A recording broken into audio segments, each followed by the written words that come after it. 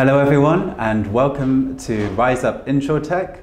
My name's Tyler, I'm a journalist here at the FinTech Times, and today I'm very pleased to be joined by Quentin from Qover.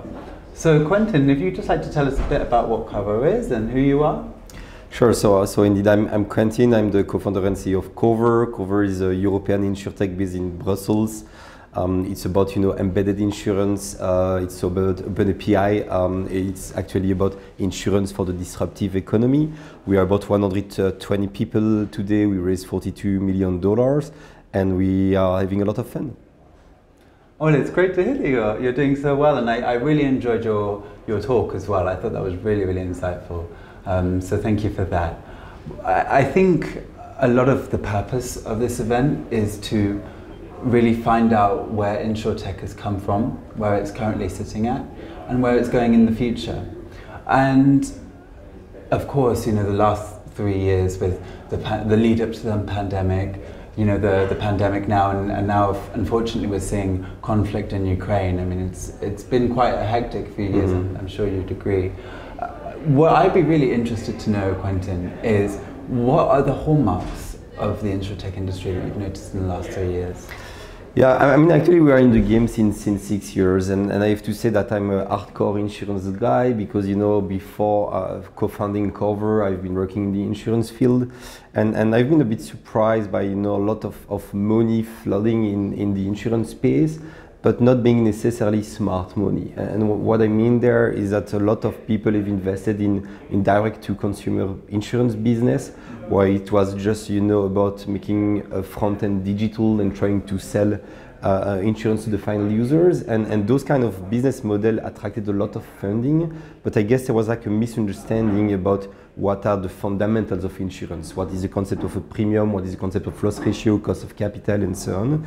And I think we always pitch that, by the way, since 6 years, and we see with the recent decrease of valuation of several players in the direct-to-consumer business that VC money are understanding that. What I see, a lot of people are going to the balance sheet, trying to have their own capacity, and I again think it's the wrong approach, to be honest. A lot of people are too much focused on believing that, they can disrupt the balance sheet. You don't disrupt balance sheet. Balance sheet is just a commodity, it's water. Return on equity of the balance sheet side is 6 to 10%, not more than that. And we really believe that where it should go is the disruption of the front part of the value chain with different business model than focusing on the risk capacity or direct-to-consumer businesses. That's a really interesting answer, Quentin. I think it's really, really interesting how you've spoken about how the dynamics of Insurtech are changing and what the focus point is. I think with our event today, we're really looking at the relationship between technology and insurance. And when we look at the wider financial system, we see technology as becoming more and more prevalent within use cases of these services. Of course, it's been a very interesting time to see innovation in the market so far. How would you say the latest technology, the most innovative technology is working with insurance? Yeah, I might surprise you again, but I think that today the disruption through technology in the insurance field is still just a drop in the ocean. There's still a long way to go, and I don't think that a lot of buzzwords that have been discussed in the past in smart contract, blockchain, or doing a bit of AI, this is not a cup of tea. I think there is something simple, which is a disruption, a massive disruption is really this concept of open API. And open API doesn't sound like breakthrough science. It exists in a lot of different economies, but when you think about it, what is insurance about? Insurance is about connecting capital to the economy. And the question is that how can you connect capital to the economy by reducing every friction in a very easy and smooth way. And the solution of Open API, an infrastructure of Open API for insurance, enabling any businesses to connect to those Open API to integrate, embed, or distribute insurance without thinking about all the intermediation, without thinking about a lot of different regulatory aspects, is actually for me a game changer. It will enable, it's a technology that will enable to distribute insurance as I say, without any friction. So I believe that the true disruption will come from open API that need to be pushed more and more. We are just at the beginning, it will take time. I don't expect like major breakthrough thanks to AI or other type of connected technologies in the very short term. Well, I think it's very interesting how you've spoken about the customer journey and how we're connecting capital to the economy, as you mentioned. It's a very exciting time, and you touched on this just a little bit with your previous comments, but with open APIs and how that would work within Insurtech.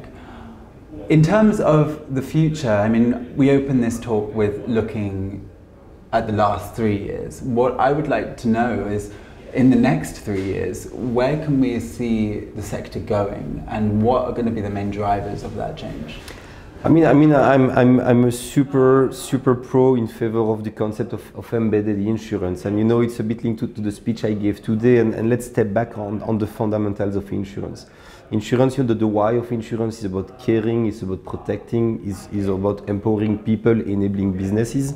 And actually, you know, this concept of embedded insurance can really change the paradigm, because I have a vision that, you know, whatever happened to anywhere in the world at any time to anyone, you are fully protected and being taken care of.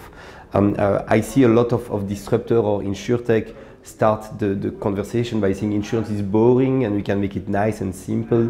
As I like to say, this is bullshit. Insurance is boring and it should remain boring. It's a complex matter. So the question is not how to make something complex simple, is how to make something sophisticated being integrated in our economy.